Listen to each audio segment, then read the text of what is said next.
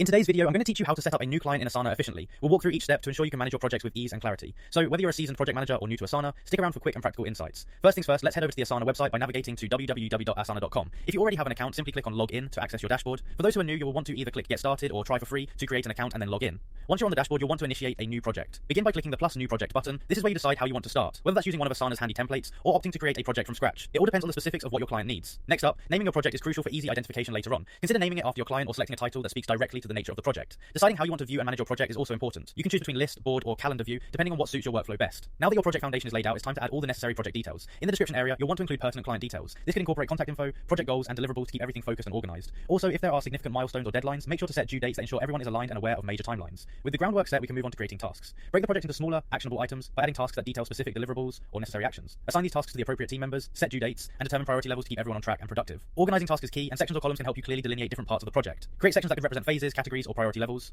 Examples might include sections such as onboarding, content creation, or client review. These help to give your workflow structure and clarity. Next, don't forget to assign roles. Invite the members of your team to the project by clicking the share button at the top of the project page. Enter their email addresses or usernames to ensure everyone involved has the access they need to collaborate effectively. Lastly, if you want your client to stay updated or have insight into the project's progress, consider adding them as a guest. This way, clients can see what you allow them to view, providing transparency and fostering a collaborative environment. And there you have it, a streamlined process for setting up a new client in Asana, allowing for efficient project management and successful outcomes. Thank you for joining me in today's guide, and I hope this helps you manage your client relationships more effectively.